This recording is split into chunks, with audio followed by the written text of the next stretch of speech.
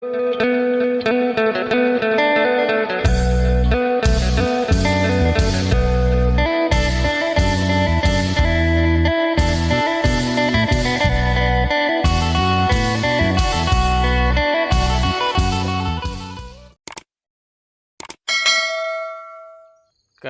สบายดีและสวัสดีพ่อแม่พี่น้อง FC กันเบิดสุขูสุคนบอกว่าทางฝั่งลาวทางฝั่งไทย หรือต่างประเทศกันยินดีต้อนรับเข้าสู่ช่องบ่าวจำมั่มอีกแล้ว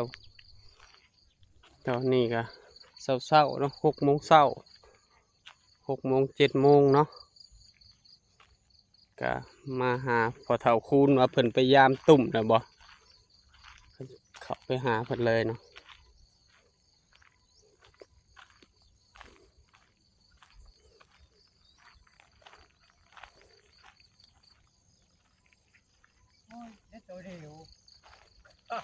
สบายดีพอเฒ่าคูณสวัสดี ไปยามและตุ่มจ้ะ พ นะ ยายามได้ตัวเดียว ได้ตัวเดียว ตัวน้อยหรือตัวใหญ่พะเฒ่า ตัวน้อยกว่า น้อยกว่าแฮมื้อน่ะ ตัวแฮ อ๋อ น่ะตัวน้อยนี่ อ๋อแต่ตัวน้อยตัวนั้นก็ยังบ่ทันได้ปนเนาะ ตัวนั้นยังแล้วตัวนั้นก็ ภูเขาหนึ่งข้าวแล้วเนาะเจ้าเนาะ เขา อ๋อแจ้งโมงไปตัดผลใหม่ จะไปตัดแล้วของจะไปตัดมันใช่ปะมันบ่นี่โอ้ยมันบางอะไร โอ้ ปะคนชักบ่ลายก็ โดย บางล้อนึงนี่ก็ได้นะ อ๋อ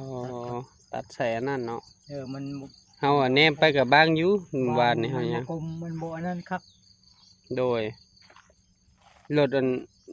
น้องทงหันแหล้วบ่หรือยัง แล้วเด้อ ขี่แล้ววานนี่ ขี่เมื่อละวันนี่สิ เอาเมื่อหลายแสนเติมเนาะหาเขาเฮ็ดให้แม่นบ่ โอ้ยพ่อแต่คุยได้นะไม่ทันได้อันนั้นครับ อ๋อคอจะขี่ได้ พ่อแต่คุยได้คือบางทีมาทำมันได้เงินแล้วถ่าย พาจักใหม่แล้ว มั เนาะ นถ่าย ขวนใหม่เลย มันแล้วบีมันก็มันรุมมันละ อ๋อ นั่นแหละ โดย ถ่ายนี่มัน เอาว่าพอเฒ่าไปยามตุ่มหรือบ่เด็กกบหน่อยตัวหนึง ไอ้ยา คือบ่ใส่ในแคมน้องนี่ก็ได้บางเถื่อใส่ในแถวนี่ เพราะคันว่ามันลายใช่ตะเก้านี่ ได้บ่ โย่ลางนึง ตุ่มหนึงนี่เข้าจักโตชาแต่เก่า ลาง ใส่ นึง3-4ตัวพุ่นแหละ โอ้ตุ่มหนึงได้ ตุ่มหนึงนั่น โอ้ ลาย โดย เอาจนเต็มมันลายบ่มันลายนะ หรือว่าไปใส่อยู่ทางหน้าพอเฒ่าเทียมผู้บ่ จักจังว่า เฮาว่าอยู่ลุมผู้เฮาว่า ไม่เวลาก่อนไปใส่ คนบ่เคยต้องมันละมันมีลายแหละทึกแล้ว โอ้ ทึกมันได้ปลาน้อยปลาซิวนี่เฮาพักมันหมุนแล้วก็ โดย พักมันหมุนแล้วเฮ็ดแบบตำกระปูนั่นล่ะ อ๋อ นั่นน่ะ แบบนั้นก็เขา เข้า มื้อหน้าไปสอนเอามื้อใดจะวาง ทึกลางหนึง4-5โตเลยแหละ โดย อันนี้ผัดบ่ถือพยายามจะ โอ้ จะกดน้อยตัวดีโอ้ย ข้าวเช้าหาปั้นแล้วเนาะเจ้าหรือว่ายัง ยังแล้ว กินกาแฟแล้วบ่ บ่ท่านยากเด้อสำนี้น่ะ อ๋อ ดี ครับ ไปตัดไม้มาทุกคนนี่ โดย ไปตัดใช้ปากนี่นะ อืม บางพูดมาใช้ในกระทมแล้วบัด ได้มักถั่วมาได้ทางไหน มึงสู้ปลาเขาปลา อ๋อ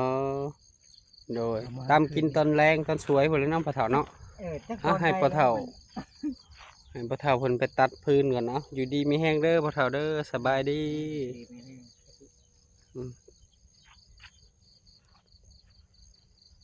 ของพื้นเพิ่นก็ ไปเลยหาทีมเอาไปเจ้า ตัดจักหน่อยเนาะ ตัดกัน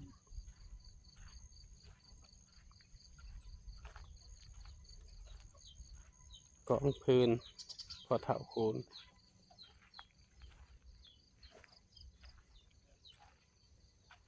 แซมใส่ทางหน้าอีกเนาะ แซมใส่ทางหน้าอีกก็ได้แล้ว บ้างอยู่ โอ้ ถ้าทำใส่ทำเป็นคนจะน้อยโอ้เลี้ยงคักดีพ่อเฒ่า มันเต็ม โดย มันนะฟ้าก่อน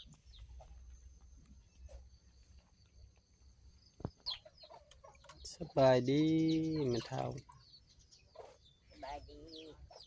ซักผ้าซักแพร ให้อยากเจอแต่ค่อย เอา ไป ได้น้ำมันมาเลยได้เนาะ เออ ก็ให้ตุนพาออกไป คนตายอยู่บ่แล้วหวานอยู่ โดย บ่แล้วอย่าเป็นมือหวานดี โดย ได้หยังกินข้าวเช้านี่ อีทีมาตะวันที่นี่ ปลา ขอโทษเอาไอ้ที่โต โอ้ มาจะบ้าน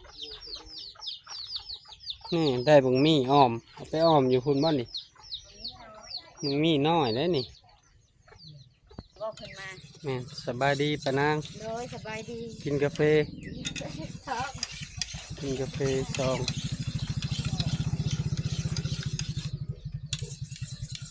เจ้าขวดแล้วหรือบ่ปะนางหรือว่าเจะกล้องใหม่อีก หาลูกชายหาและกอง อ๋อ มันไม่ใหญ่เด้ พอดีวันอาทิตย์สาวหลาใหญ่เพิ่นหยุดป้าแต่งมากันเลยชวนป้าแต่งไปขุดกิโล มาวันนี้บ่ มามื้อนี้ประมาณบ่ายๆพุ่นน่ะบ่าย2บ่าย3การเพิ่นออกแต่เช้าก็ยังไกลฮอดตอนบ่าย2-3 ชั่วโมงก็ฮอดแล้วเนาะน้องหลุมนี่แน่เห็ดแห้ง แม่น เจ้าก็ตำมันหัวสิไข่ตำกระเทียมใส่น้ำ บ่ได้ตำ บ่ได้ตำบ่เบิ่งน้ำไม่เท่าก่อน เนี่ยเพิ่นเบิ่ง โอ้โหคือเบาเลยไม่เท่าใกล้อยากเบิดเลยน้ ได้แล้วเบาละย่างแท้ผีไปนั้นแล้ว ำใกล้อยากเบิดแหละเพราะว่าฝนบ่ได้ตกก็เด้ช่วงนี้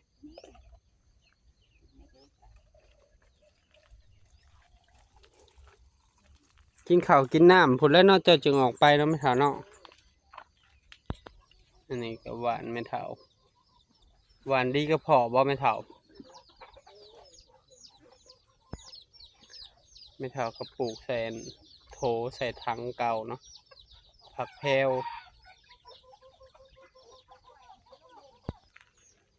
ยามแล้วค่อยพูด โดย ไอ้คนเล่น หมักบวบครับบ่เป็นหมากเลยเนาะไม่เท่าเนาะ เป็นคือมันเขาชำนาญ โดย เราโทษเทศไปตายเดี๋ยวเอาไปปุ๊บบางมีนี่ก็เอาไปไม่ได้มันหนัก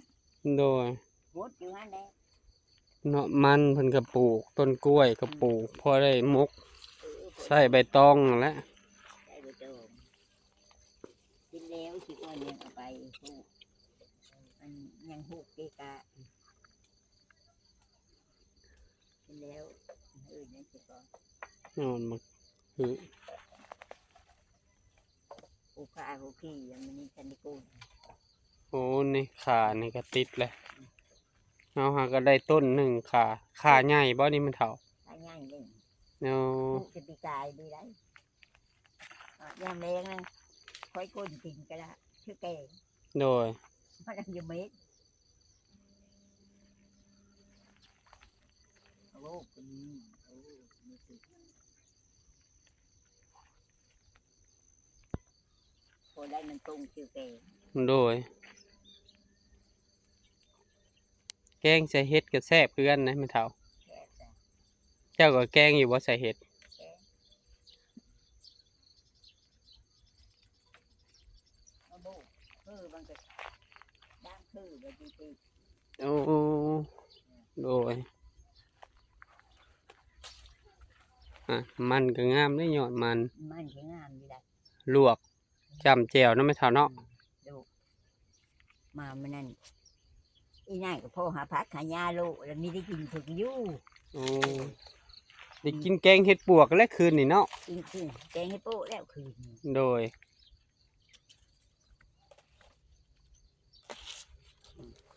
อันนี้ตีตามันจะมันตีดีไม่ให้มีคืนมันดีที่ยากไปเลยนี่กล้วยน้ำได้มี กล้วยน้ำบอนนี่ มีด้วงได้นี่เนาะ มี ที่ว่าอันงอฮะ นี่นะ เอาไปสิดเบ็ดก็ได้ได้ไม่เท่า ดงโกยได้ที่ไหน แมนมีบ่เลยเบิ่งดูไม่เท่า ดูไปห้ามวันนี้แหละ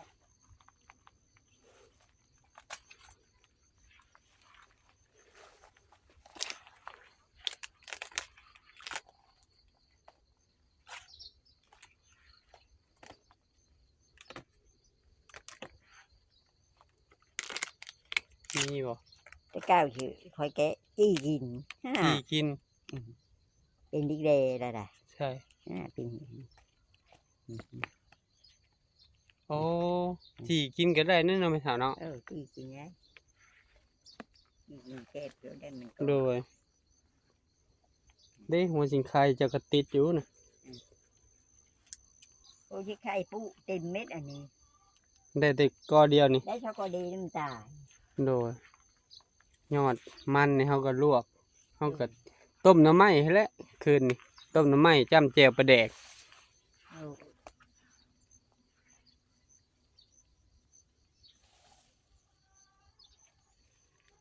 ที่ไข่ก็ปุ๊ได้เต็มเม็ดคิดกว่ากลุ่ม โดย มันตายมือมันเด็ดนะ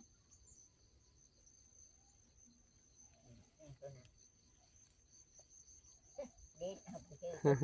เชื่อต้มปลา ใส่ต้มปลา บางทีเดือนห้าก็ตายไม่แล้ว โดย พูดทีไรเลยนะ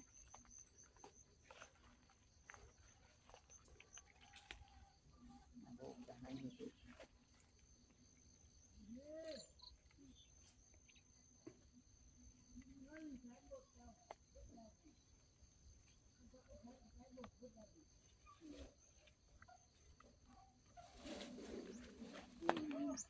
อ๋อ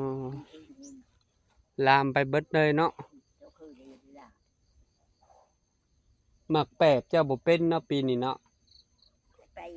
ปลูกนี่แหละ ปลูกอยู่บ่คือบ่เห็นขึ้น แต่ละปีเด็กแจวหมักแปบเจ้าหั้นแหล้วว่ะ มันนี่คือมันตายบอกแม่ โดย มาเป็ดมันคือปลูกเล็ดมีเม็ดนะ อ๋อหมักแข้งคมนี่ก็มีเห็นเด้นี่บักบวบน้อยนึงนี่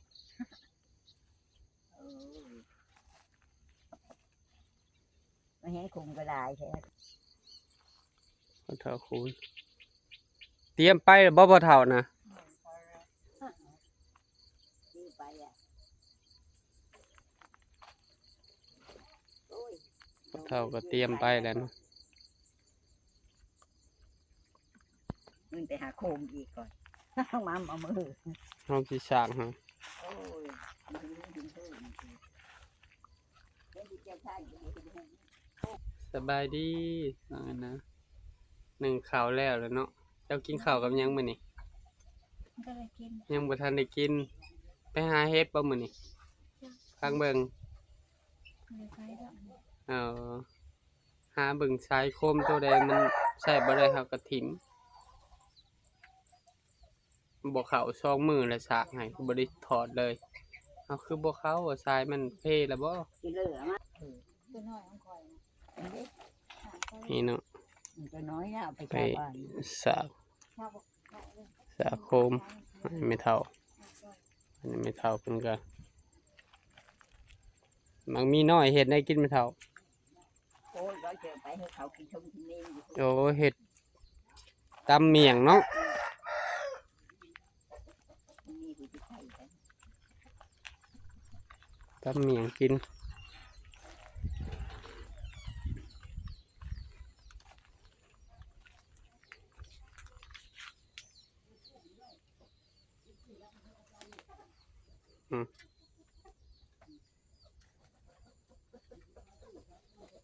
เจ้าหน่อยก็ออกบ่ไม่เท่าเจ้าหน่อยเตรียมเครื่องแล้วนี่เนาะ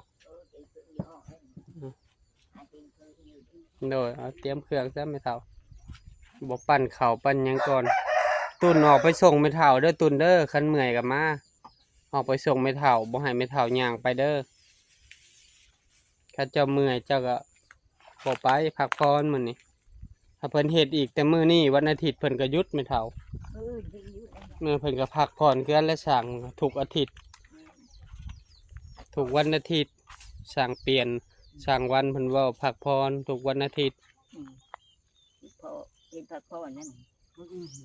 โดย นี่มันก็แล้วเบิ่งมันก็ดี ทางหน้านะ อืม โดย ทางงานมันก็แล้วมัน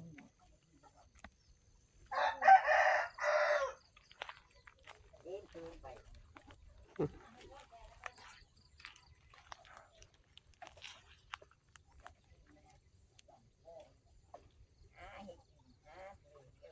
น้ำไม่เท่ากับไก่สิเบิดแล้วเนาะมาฮอนนี่บาจะมัมก็ขอบบุญขอบคุณพ่อแม่เอฟซีหมดทุกท่านที่เบิ่งคลิปบาจะมัมแต่ต้นจะจบโดยบ่ขามโฆษณาเพื่อเป็นกำลังใจให้บาจะมัมเฮ็ดคลิปใหม่ๆออกมาให้พ่อแม่พี่น้องได้รับได้ชมก็ขอให้พ่อแม่เอฟซีถูกทานจงมีสุขภาพร่างกายแข็งแรงปราศจากโรคภัยไข้เจ็บคิดสิ่งใดก็ให้ได้สิ่งนั้นสมความมุ่งมา่ปรารถนา ไปใส่มาใส่แคล้วคลาดปลอดภัยเด้อหมดทุกฐานเนาะมาฮอดนี่บาจะมัมก็ขอบบุญขอบคุณป้าวันที่ซอยครอบครัวบาจะมัมและซื้อน้ำซื้อใน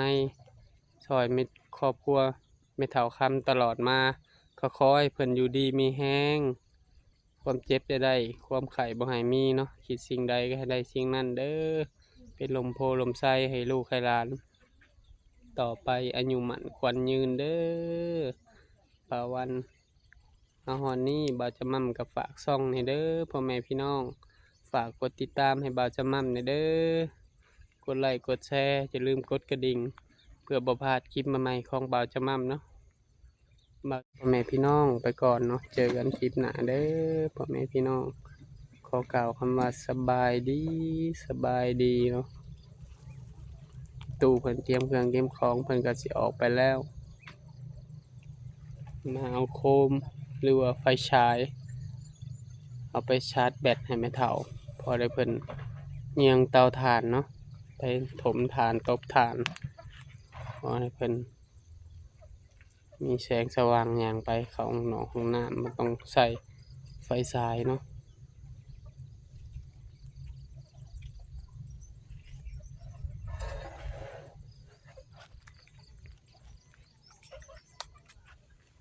มันเป็น